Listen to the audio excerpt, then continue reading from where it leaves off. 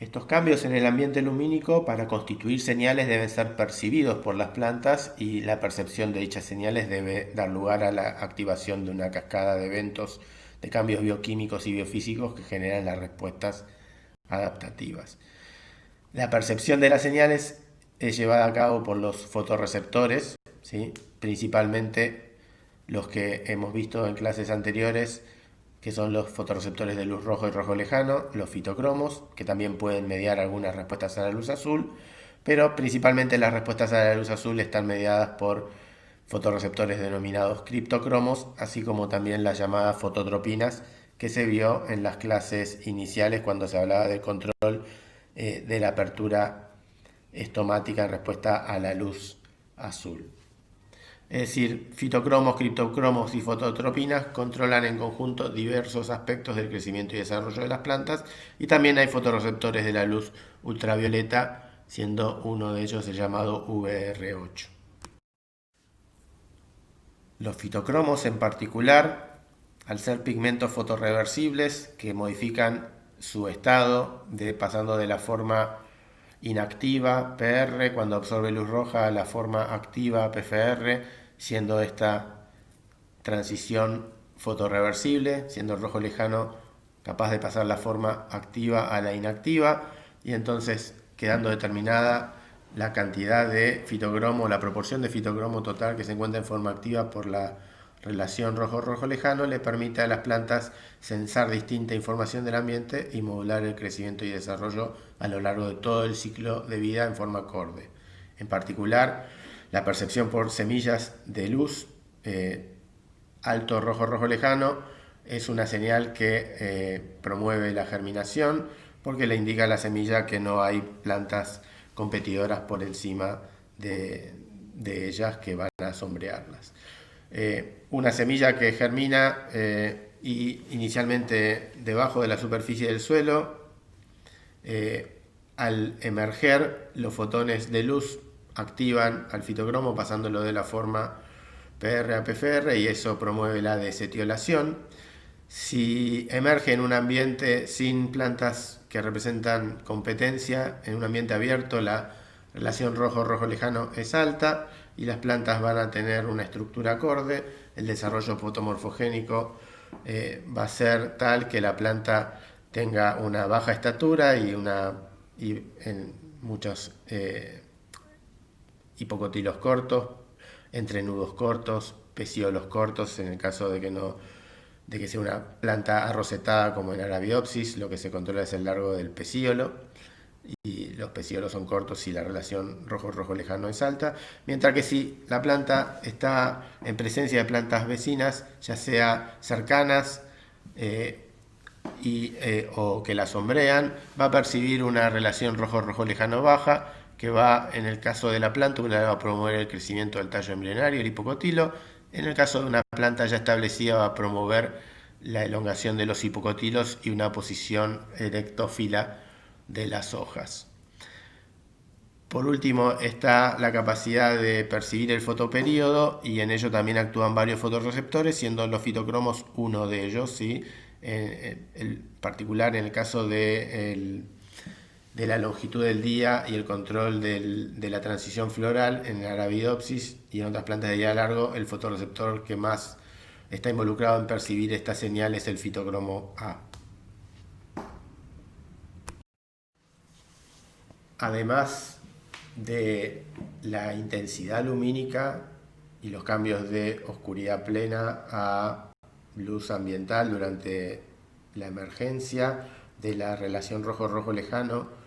la composición espectral que le permite censar la presencia de plantas vecinas y ajustar su desarrollo en forma acorde, y el fotoperíodo que le permite anticipar los cambios estacionales, las plantas son capaces de censar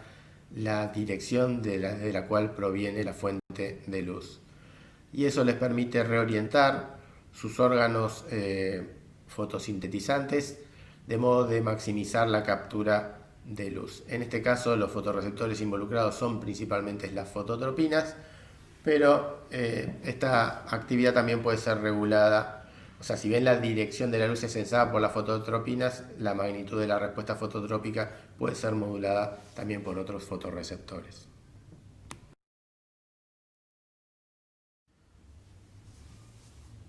Dado que los fotorreceptores controlan aspectos muy importantes de la fisiología, el crecimiento y desarrollo de las plantas,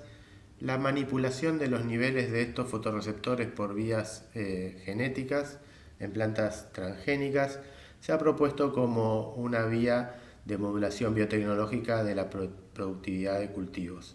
en particular modulando la respuesta de las plantas a la densidad. Y lo que vamos a mostrar a continuación es un ejemplo donde lo que se ha hecho es evaluar el impacto de introducir el gen de fitocromo B de la planta Arabiopsis thaliana en plantas de papa, de modo que los niveles de fitocromo B en estas plantas estén aumentados, y comparar cómo es el comportamiento de plantas transgénicas que tienen niveles elevados de fitocromo B, porque además de los niveles endógenos de su propio fitocromo B codificado en su genoma, poseen copias extras del gen de fitocromo B de la planta de Arabiopsis, cómo es el crecimiento y la productividad de estas plantas en relación a plantas del genotipo salvaje, que tienen solo el nivel endógeno, que tienen solo el fitocromo endógeno, en situaciones contrastantes de densidad, alta y baja. La densidad de siembra de un cultivo es un claro determinante del rendimiento del mismo. Si la densidad, es decir, el número de plantas por metro cuadrado es muy baja, la captura de la radiación ambiental por parte del cultivo va a ser ineficiente, va a haber mucha energía solar que va a ser no interceptada, va a llegar directamente al suelo y no va a ser aprovechada para su conversión en energía química por medio de la acumulación de biomasa. Entonces, a mayor densidad de un cultivo, es obvio que en etapas hasta un cierto punto la productividad, la acumulación de biomasa y luego la conversión de esa biomasa en total en biomasa cosechable va aumentando.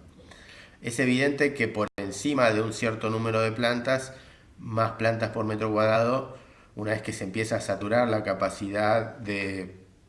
captura de luz, no implica una mayor captura de recursos, pero las plantas sí empiezan a competir entre sí por recursos tanto aéreos como subterráneos. Entonces, una densidad muy elevada de plantas no necesariamente va a maximizar la productividad. Entonces hay una densidad óptima que permite maximizar esto. Dicho esto, dado que las plantas pueden responder a señales lumínicas asociadas a la densidad aún antes de ser sombreadas,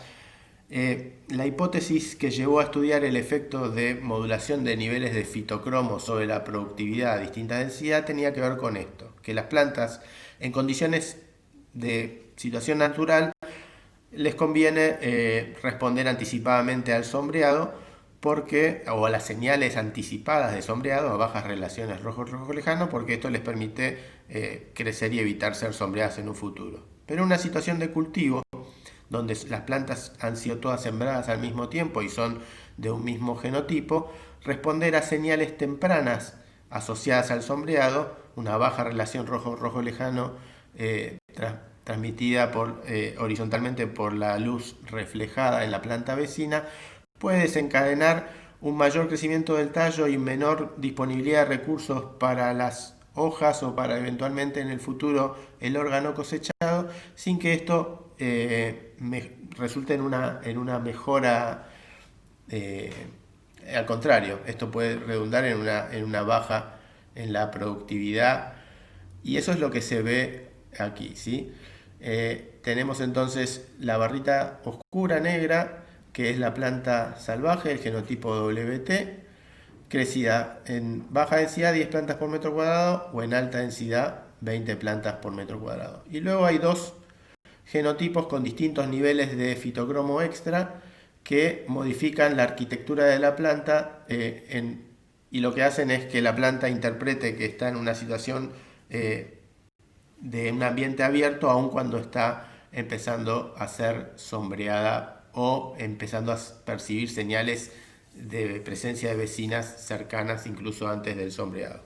Entonces, si bien acá no se muestran datos sobre la morfología, esas plantas con fitocromo extra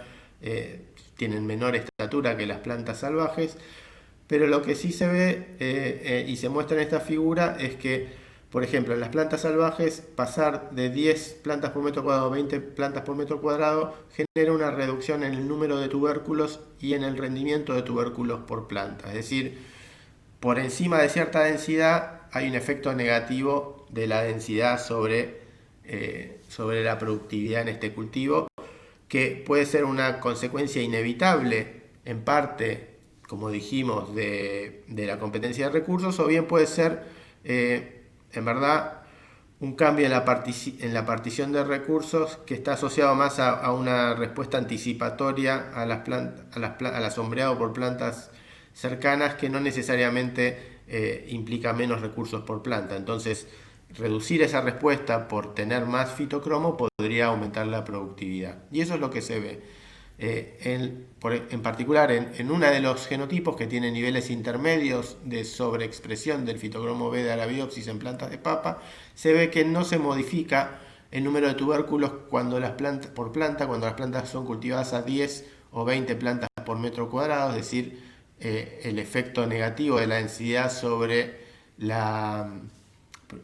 número de tubérculos se ve atenuado. Esto sucede en verdad en las dos líneas con niveles elevados de fitocromo, solo que en una no solo no se reduce el número de tubérculos por planta al pasar de baja a alta densidad, sino que en la de los niveles intermedios incluso ya de por sí a baja densidad hay mayor nivel de número de tubérculos por planta.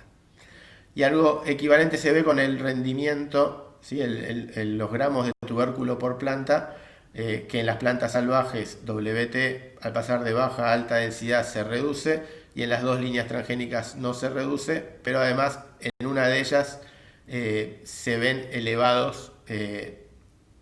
claramente, por lo menos a alta densidad, los niveles de rendimiento por planta. Es decir, modular la respuesta de las plantas a las señales tempranas de presencia de plantas vecinas que pueden ser un riesgo futuro de competencia por luz en una situación de cultivo, en este caso en particular, pareciera dar lugar a un aumento en el rendimiento.